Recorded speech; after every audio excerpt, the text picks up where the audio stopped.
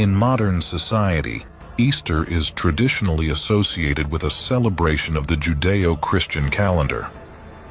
For Christians, Jesus died crucified and resurrected during Easter. It is the sacrifice of Jesus Christ that justifies the Christian faith.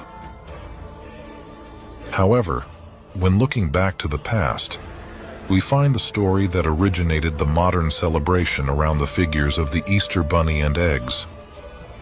In ancient Norse and Anglo-Saxon mythology, there was a goddess associated with rebirth, vitality, youth, renewal, purification rituals, and love. She was known under the names of Ostara, Istra, or Eostre. Now, where in the world did we ever get Easter to celebrate Jesus' resurrection? Have you ever wondered about that? I bet most of you have never thought about it twice. You know why? Because everybody's always done it. Your mommy and daddy did it.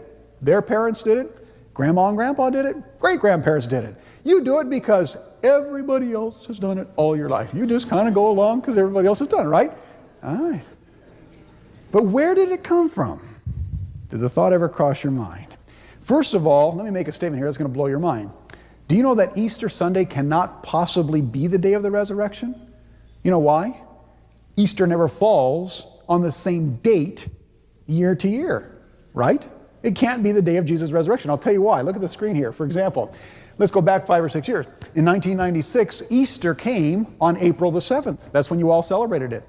The next year, 1997, it came on March the 30th. The next year, 1998, it came on April the 12th. Last year, it came on April the 3rd. This year, it's going to come on April the 23rd. So how can you have a difference from April the 23rd clear back to March 30th? That's a difference of 23 days. How does that happen? How did we ever get Easter on the first Sunday after the first full moon after the equinox? Did you ever wonder about that? I'll tell you where it comes from. Would you like to guess? It comes from Babylon. You're right. Everything goes back to Babylon. I don't care what it is. In Babylon, they had a goddess of fertility. Her name was, interestingly, Ishtar, I-S-H-T-A-R. That's where we get our word Easter from, was this pagan goddess of fertility. If you doubt this, by the way, go home tonight in your encyclopedia and look up Easter in your encyclopedia. It'll tell you the whole story that I'm going to tell you right now. It's in every history book. And what they did, this goddess of fertility called Ishtar, they worshipped her in the springtime. You know why? Because everything was coming to life, and she was the one that caused all life and everything to grow anyway, so they thought she got very active in the springtime. So they honored her always on the first Sunday after the first full moon after the equinox. That was Ishtar's day, because she was the goddess of fertility, the goddess of reproduction.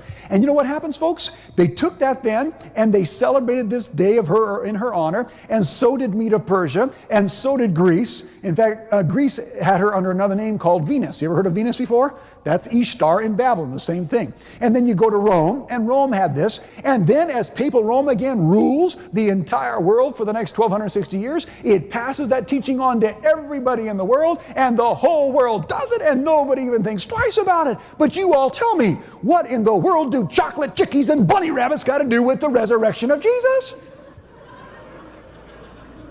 Amen? Did you ever wonder about that? I bet you didn't. You know why? You've done it all your life. Everybody does it. But you know where it comes from? Make a guess. Babylon is right. Because folks, in Babylon, they worshipped the egg on Easter's day, because an egg is a symbol of fertility. Not only that, they worship bunny rabbits on Easter's day. You know why? Because bunny rabbits are the most prolific reproducers in the world. I know. I grew up on a ranch. We had lots of rabbits. All rabbits do is make love and have babies. Isn't that right? Yeah.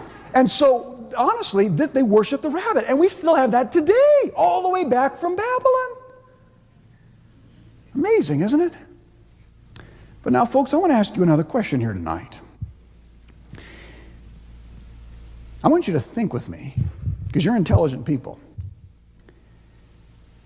If things like Christmas and Easter, coming straight from pagan Babylon, have made their way into our world tonight and been Christianized, and everybody just does it because everybody else does it, my question to you is this: don't you suppose that there might be some other things also?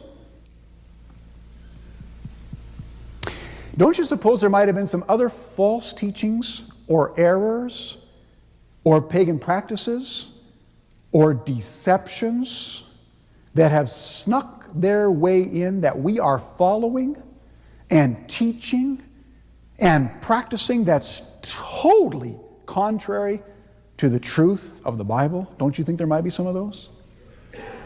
You better believe it, my friends. You better believe it. Let us look at Easter. I want it to be good for any egg lovers here. Yeah. You say Jesus rose on Easter. Right. I mean, I've been hearing that since I was a kid. Oh, yeah. When I was in the, elementary school, we'd make our Easter baskets, and buy our little fake grass. So what the school would do would have Easter parades. Yeah. You make your Easter bonnet and you put it on and you walk through the neighborhood. I remember I felt stupid.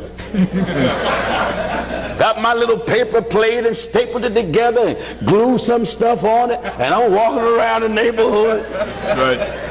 A little fool pagan was I. Amen. When you don't know, you're swept up in stupidity. That's right. Viewers and you that are here, Jesus, the Bible never said at no time, no place, that Jesus rose on Easter. On Easter Day. No time. On Easter Day. No time. We that are true worshipers have no interest in paganism. No interest. You cannot be a child of God and then want to believe some of the scriptures. Right. He told Ezekiel to eat how much? But you so-called Christians, you don't ask no questions. You just go along. Yeah. To get along. You don't investigate nothing. And that's why you look at me harshly and get upset, because what we bring you is in here and what you believe is out there. Right.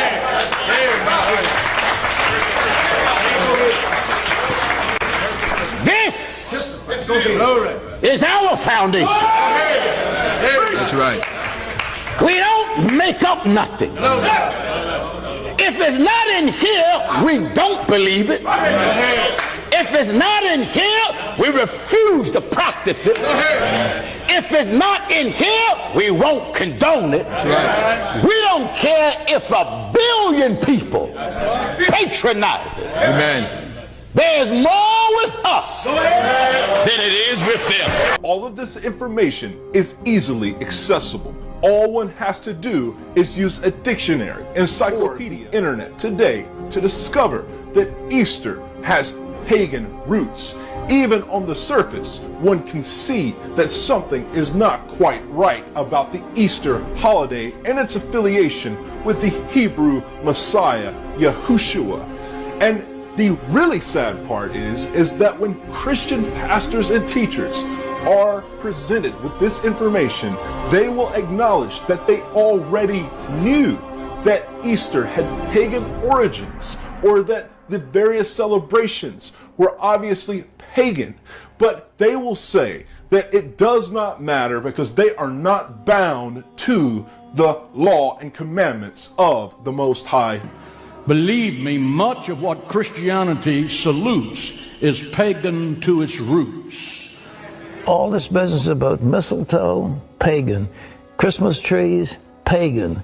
Giving out gifts, pagan. Every bit of it is pagan. Every single bit of it is pagan. We've Christianized it all. Nearly all Christians will state that Easter does not mean this to them. But you so-called Christians, you don't ask no questions. You just go along. Yeah. To get along. You don't investigate.